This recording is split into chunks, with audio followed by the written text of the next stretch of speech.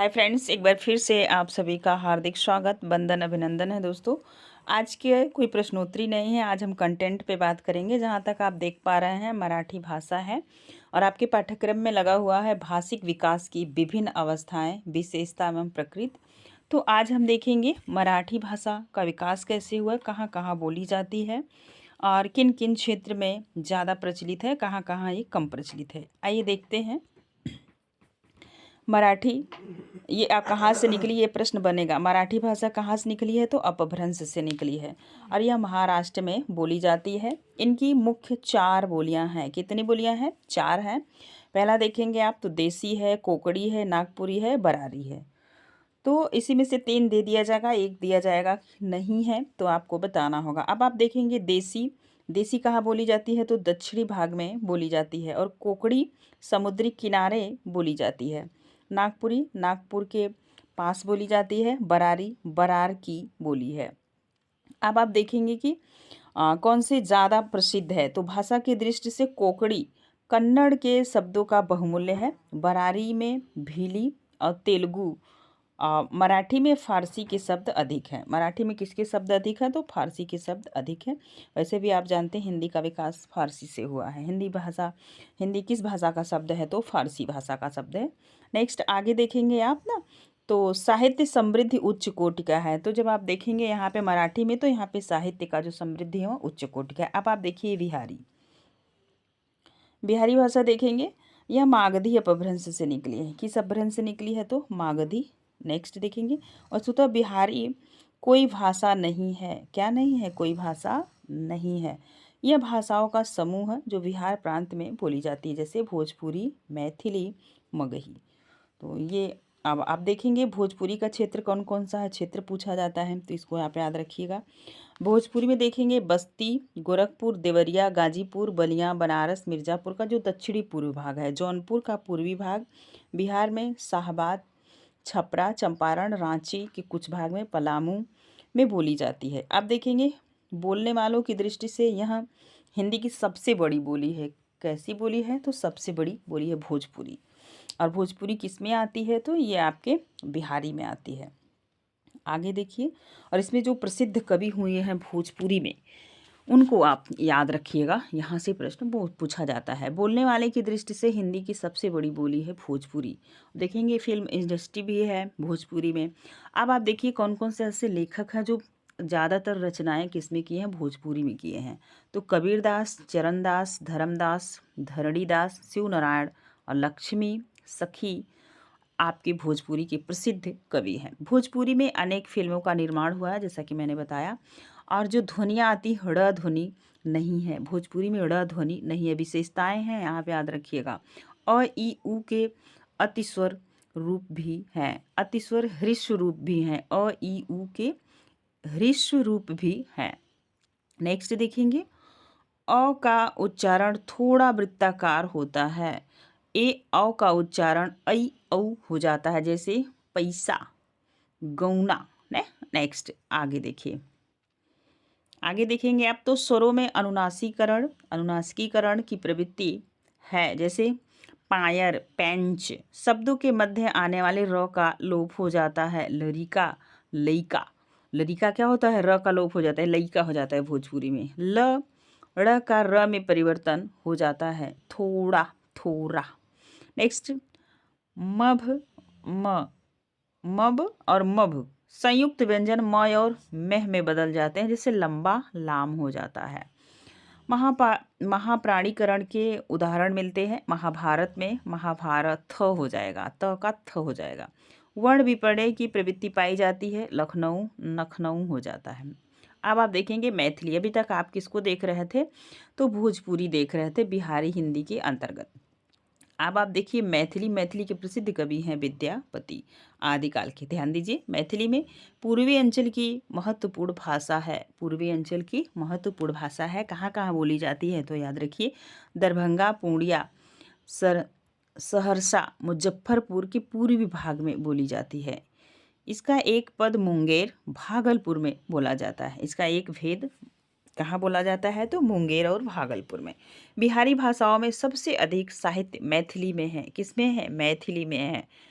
तो आप देखेंगे मैथिली भाषा के कुछ महत्वपूर्ण कवि जैसे विद्यापति हुए, इन्हें आप जानते हैं, उमापति, हर्षनाथ, लखीमा और ठकुरानी, मनोबोध झा, चंदा झा आदि प्रसिद्ध कवि हैं। आप देखेंगे और इसमें क्या क्या प्रचलित है, लोकगीत प्रचलित है, मधुर लोकगीत बहुल्य है, मैथिली शब्द अजंत होते हैं, क्या होते हैं, अजंत होते हैं। आप मगही को देख लीजिए, मगही कहाँ कहाँ बोली जाती है, तो पटना, गया, हजारीबाग, भागलपुर के पूर्वी भागों में बोली जाती है। इसमें उल्लिखित साहित्य नहीं है, साहित्य यहाँ पे नहीं पाया जाता मगही में। ह मूलक रूपों का चलन है। अब देखिए बंगाली, बंगाली साहित्य में आप पढ़े होंगे तो ध्यान दीजिएगा।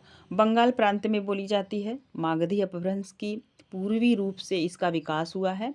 इसकी साहित्य को साधु भाषा कहते हैं। संस्कृत शब्दों का बाहुल्य है। लिखित और उच्चरित रूप में अंतर होता है। लक्ष्मी को लक्खी कहते हैं।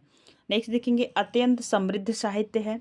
इसमें कुछ महत्वपूर्ण कवि हैं, चंडीदास, कृत्तिवास, विजयगुप्त, रविंद्रनाथ ठाकुर, बंकिम, शरत चंद्र चट्टोपाध्याय को आप पढ़े होंगे, प्रसिद्ध साहित्यकार हैं।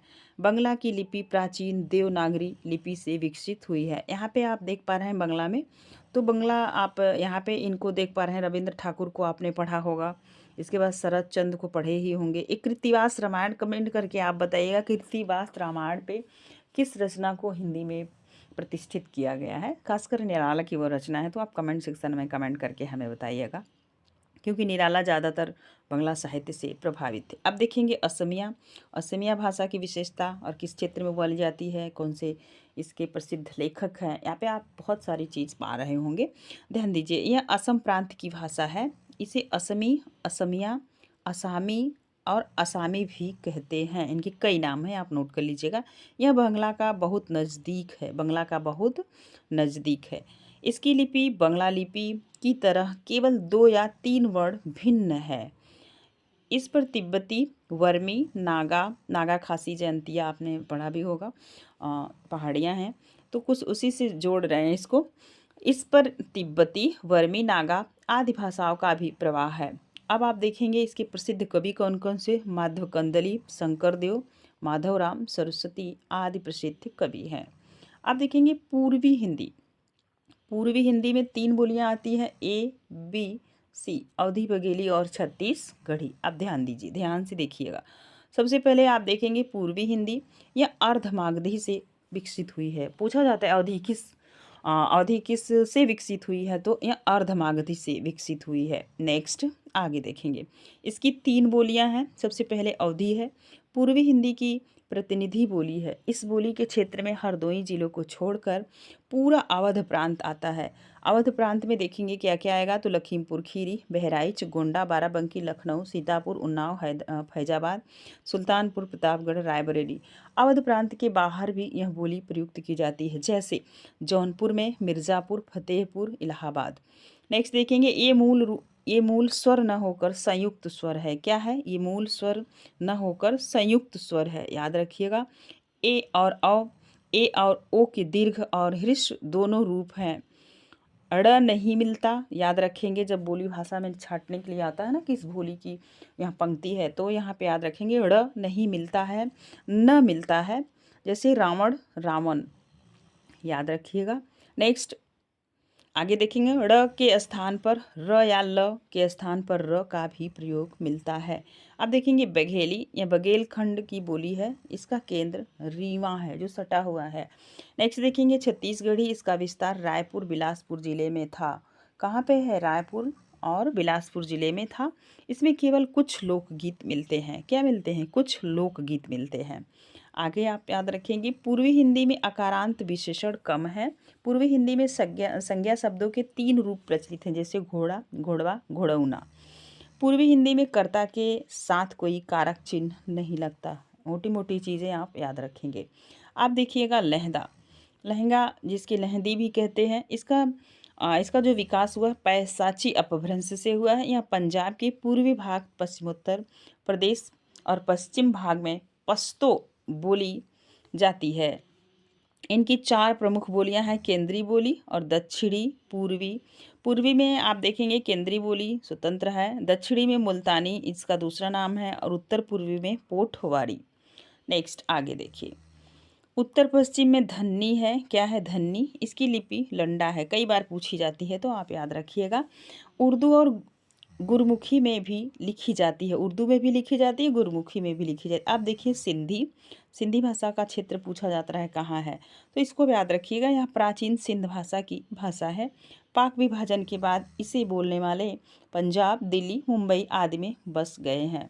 अगला देखेंगे पंजाबी, पंजाबी की अक्सर पूछा जाता है किस लिपि में लिखी जाती है, यह है पंजाबी, पंजाब प्रांत की भाषा है। पंजाबी की एक बोली डोगरी है जो जम्मू राज्य में बोली जाती है, इसकी लिपि गुरमुखी लिपि है। अब देखिए पहाड़ी हिंदी, पहाड़ी हिंदी में देखेंगे खस अपभ्रंश से इसका विकास हुआ है। कुछ भाषा वैज्ञानिक इसका विकास सौर श्रेणी से मानते हैं। यह हिमालय के निचले भाग में बोली जाती है, कहाँ बोली जाती है, तो हिमालय के निचले भाग में। ये रही कुछ बोलियाँ, आप स्क्रीनशॉट ले लीजिएगा, अपने डायरी में नोट कर लीजिएगा। बोली और बोली की विशेषता, उसके प्रमुख कवि और कौन कौन सी रचनाएँ हैं ज़्यादातर पाई जाती हैं।